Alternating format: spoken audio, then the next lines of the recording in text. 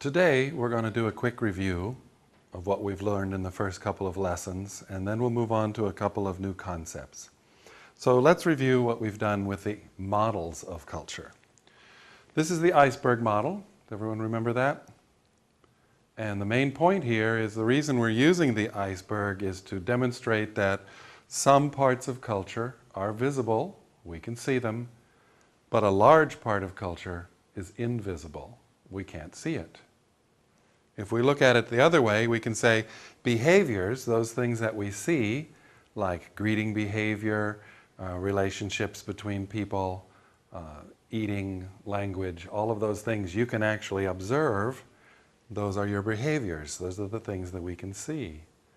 But why we do those things belongs to the part that we can't see. That's the values that drive our behavior.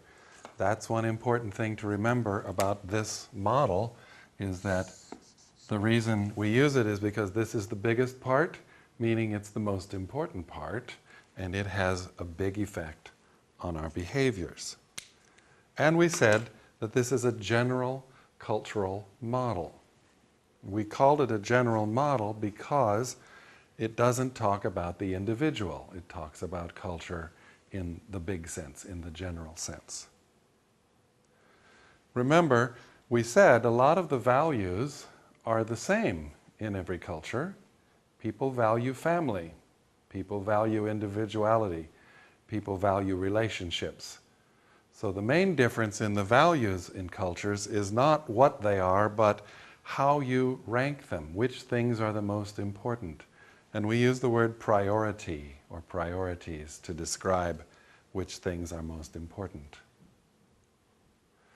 So that was a very useful model because it showed us a basic idea about culture, about the hidden aspect of culture.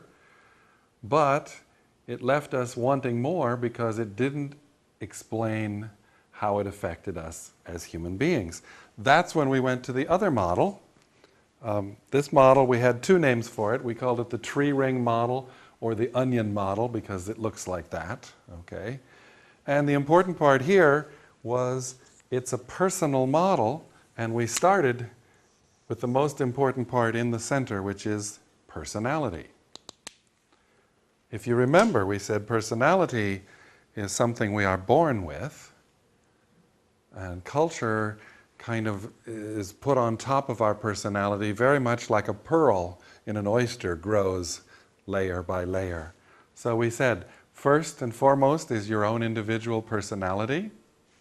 And then, of course, your family influences who you are, how you behave, what you think, what you value. And then you go to school, and your peers, people the same age as you in the school, they're the ones who then take over the major role of forming your ideas and your values. And of course, we all live in a greater society. The big society would include the kind of education you receive, the kind of religious training that you might get, your economic status, whether you're on the high end or the low end. All of those things in society also affect our cultural identity. Because this is what we are talking about, our cultural identity. We have a personal identity, but we also have a cultural identity.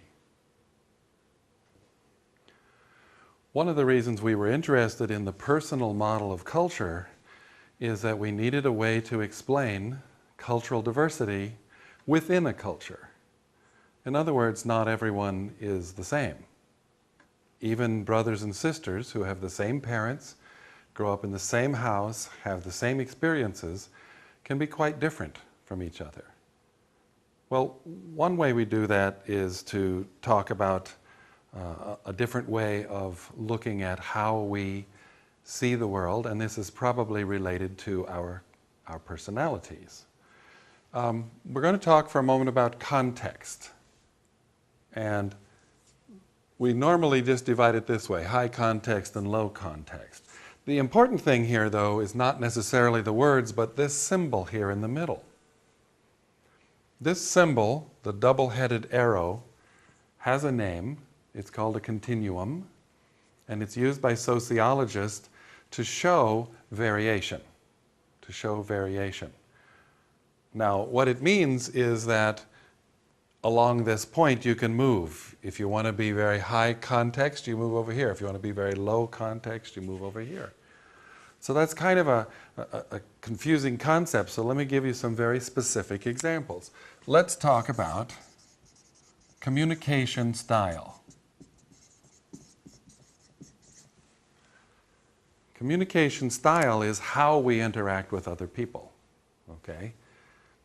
And that can be influenced by our personalities. It can also be influenced by our cultural upbringing. Normally, when we talk about this, we say that low context people, when they communicate, they are very direct. They are very direct. My grandparents were originally from Germany. Germans and other Northern Europeans are considered to be low context communicators, which means they're very direct. For example, when I was a boy, my grandfather said, "Say what you mean what you say." So what he meant by that is that the words are the important part of communication. But there's another way to communicate. There is an indirect way to communicate, which means maybe the words are not as important as what goes with the words. The relationship between the people communicating, the situation that you're in. Those kinds of things might be more important. Now, as I said, this is a double-headed arrow. It means you can move back and forth as you need to, okay? So let me give you some examples, okay? For instance, the situation can change whether we are going to be low context or high context, okay? In an emergency situation, everybody in every culture, in every language, becomes low context. Everybody yells help, or everybody yells fire. We don't waste our words, we don't waste our time, we don't use the indirect way, we don't say, "Oh, it's a little warm in here." No, we say fire. So, situation can affect our communication style, okay? The subject that we're talking about is another variable that can change our communication style. Normally, most people feel that US Americans are pretty direct in their conversation. And they feel that because they're very open and calm about saying no. They disagree very directly. In many cultures, you have to disagree indirectly. But Americans do disagree very directly.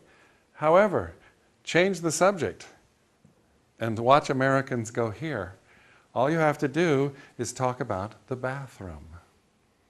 That subject, for reasons that I don't really know, is an indirect subject for Americans. We don't use the word toilet because we think it sounds too direct. Instead, we have all of these euphemisms, these words and phrases. In fact, we call it the bathroom, even though it usually doesn't have a bath in it. We call it the restroom, although I hope you're going there for more than just resting. There's a million of these things, you know, and we don't talk about the place and we don't talk about what happens there. It's all very indirect. Whereas in some cultures, you use very medical terms. You become very direct when you're talking about this. So there's another way to change it. And of course, the one that we're interested in is personality.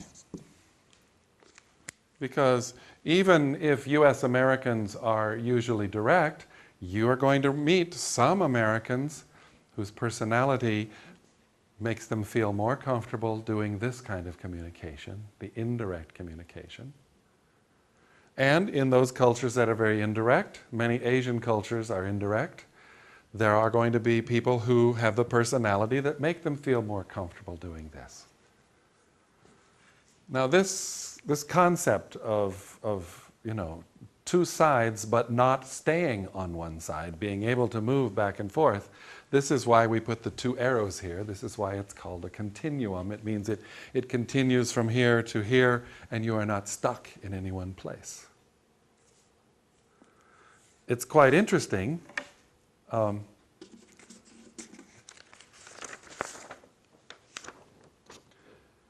As you can see, if you look at this, it's a little bit odd because you have two cultures, Mexico and Taiwan, evaluating what US Americans are like.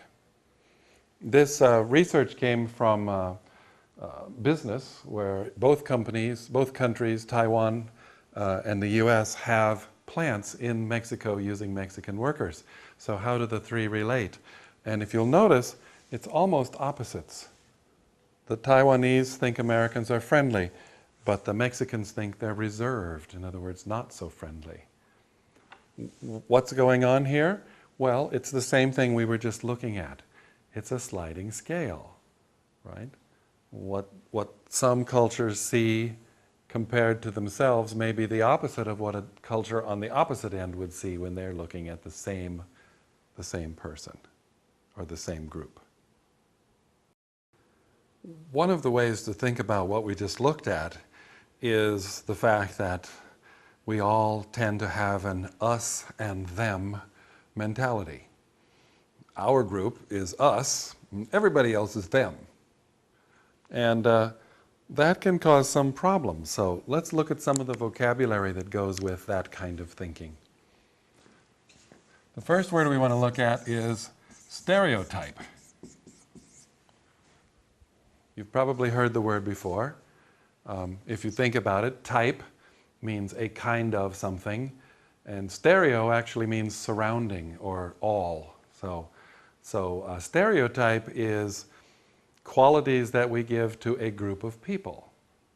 We say, oh, all Americans are like this. All Chinese are like that. Okay. And as we know, that's an extremely dangerous thing to do, because we've just discussed with personality, we have a wide range of personalities within the same culture. Therefore, we can't say all Americans are like this or all Japanese are like that. So that becomes a real problem. And if we use this to evaluate people, we have another word for it. We say that is prejudice. Prejudice. It's an easy word to figure out because we know some of the parts, right? Here's pre, which means before, and here is judge. So we are judging someone before we really should, or before we really have all the information. If you look in your dictionaries, you might find another word that's listed as a synonym. Discrimination. Discrimination means about the same as prejudice. The interesting thing about discrimination is if you go then to your dictionary and look up that word, you'll see that some of the meanings of discrimination are positive. In other words, it doesn't always mean a negative thing. A person who has very good taste is called a discriminating person. In other words, they know which things are good and which things aren't good. And we could even say there are sometimes positive prejudices. One thing you might be aware of is that probably no matter how long you study English, you probably will always have a small accent of some kind. And people are often prejudiced about other people's accents. British accents, we have a positive prejudice about it, right? German accents, we have a positive prejudice. We tend to think of those people as more educated, more sophisticated, okay? But often, if you talk about a Spanish accent, people will think it's a negative stereotype. And there's no explaining why these things have happened, but it is true. So you can have positive prejudice, you can have a positive form of discrimination, but most of the time when we're talking about culture, it has a negative connotation. Another way that you can look at prejudice is we have a lot of words in English that end with ism. And that sort of denotes that this is a prejudice. And the first part tells you what the prejudice is about. So, for instance, even though we know equality is a major value for American culture, the truth is women are not paid the same as men when they work in exactly the same job and do exactly the same work. That's an example of sexism. In other words, it's prejudice based on their gender, male or female. Of course, you're probably familiar with words like racism, prejudice based on race. Okay? But we can use this form to talk about any kind of prejudice. Ageism is whether a person is too old or too young for a certain thing. We sometimes say sizeism. As you know, Americans tend to be overweight. 2/3 of Americans are overweight.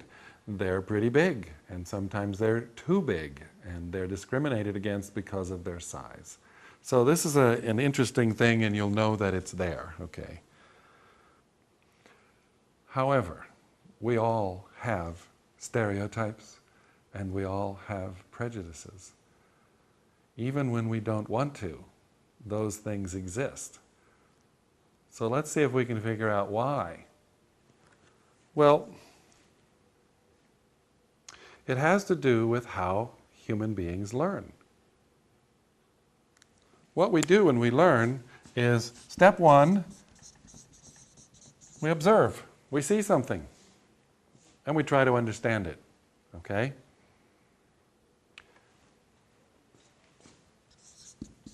We try to relate what we have seen this time to what we have seen other times. We try to connect them, okay? And if we are able to find some connection, we do the last step, which is called, we generalize based on that observation. So, for instance, if you were to take a vacation to Sweden, and you might notice as you get off the plane that most people are very tall, and they're blonde, and they have blue eyes.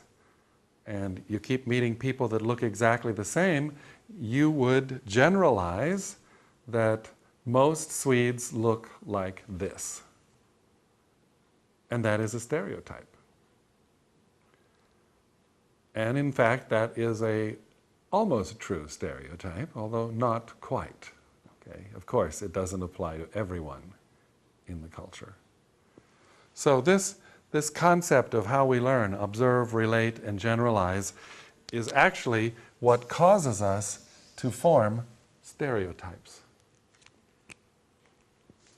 Maybe we've only met 4 people from Africa, and so based on those 4 people, they are related because they're all from the same place, and if they have a behavior that's similar, we're going to generalize and say, next time I meet someone from Africa, that behavior is going to be there.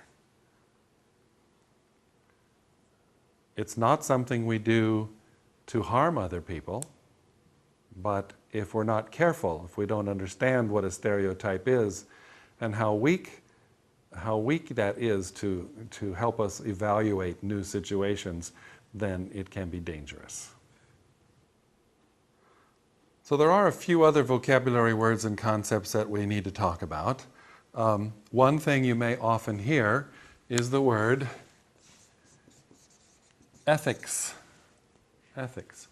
And we often see it as an adjective, ethical, A-L on the end. And ethical, to be ethical means to obey the rules of the culture. What is right, what is wrong.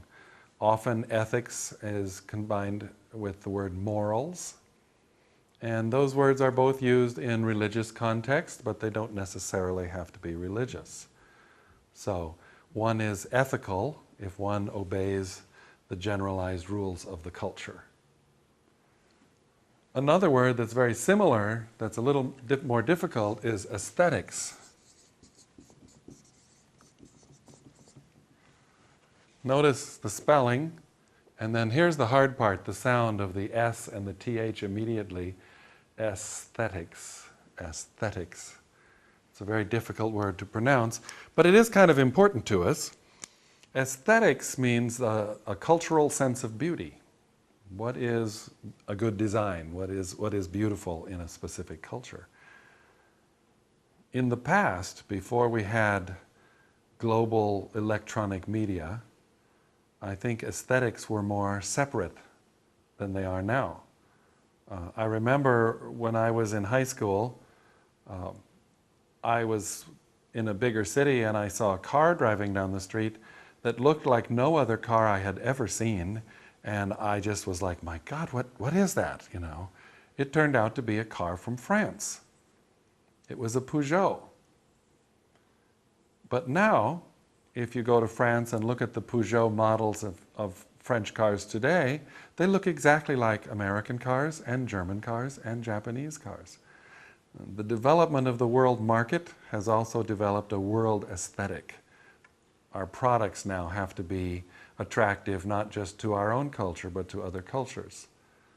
But the idea of what is beautiful or what is nice in one culture may not translate into another culture. And that's aesthetics. One thing that I've always enjoyed is the concept that people have always said, oh, you know, America is the melting pot. And by that they meant that immigrants come here and after one or two generations you can't tell where they are from. They become totally Americanized. It's an interesting concept, and it's partially true. It was certainly true for most of the people from Europe who came as immigrants to the United States. They were able to melt together because physically they resembled each other. They were all white. They were from basically the same class. European cultures were quite similar. But the truth is that Asian immigrants and African Americans always recognized that this was not true for them. And it was not true for them because they looked different. They were physically different. And in fact, there are other groups, Native Americans and so forth, that have maintained their cultural identity and yet are still US Americans. So I think the melting pot idea is a little old-fashioned and a little unsophisticated. So when someone tells you that the US is a melting pot, please correct them and tell them that no, the US is a salad bar. And the reason that's a better image is because tomatoes stay tomatoes, lettuce stays lettuce, and yet together they make a very good salad. They work in harmony with each other. I think that's a better description of American culture, US American culture, than the melting pot is. So we've covered a lot of things today. We've reviewed our cultural models. We've talked about the concept of the continuum, where we can be both things. It just depends on when and where and who. And we've reviewed some of the basic vocabulary and concepts. I want to go back to that model of the continuum because it's quite important.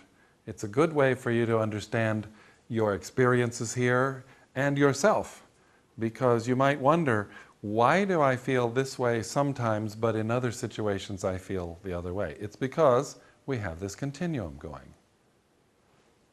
There were several other concepts to see. As we can see, we have the continuum in the middle. We have our high context on one side, our low context on the other. And this is about not communication style, but sense of self. High context people often tend to be group-oriented. They like to cooperate with each other. They're very adaptable. Low context people tend to be more individualistic. They're competitive, and they like change. But are we always on this side or always on this side? No, we can move back and forth, okay? Many of you are from high context cultures, But where are you? You're studying in the United States. You're over here now. You like the idea of a change. We can also look at this concept in terms of relationships. This one talks about our relationships.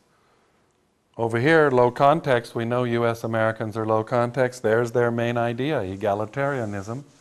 What would the opposite be? It's hierarchical or status, ranking. And of course, Americans are extremely informal. On the other side, we might have respect for age, respect for status, respect for authority. Do we have that in US culture? Yes, we do, at certain times. But at other times, we're going to go back to being informal. And the last one, which might be more interesting to us as students, is the idea of cultural variations in terms of learning styles. On the one side, you have memorization. On the other side, we have synthesis. We do both of these things. You do both of these things. When you are learning English, you have to memorize the irregular verbs. There's no rules. You just have to memorize it. But in order to be a fluent speaker or a fluent writer, you have to synthesize the grammar, the vocabulary, and the meaning. So you do both of these things. It is the continuum. Inductive learning, deductive learning. Subjective evaluation, objective evaluation. Intuitive versus logical.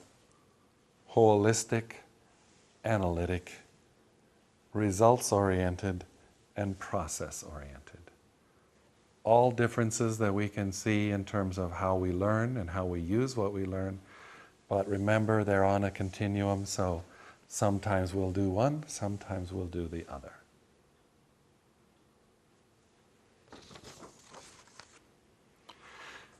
And that's it.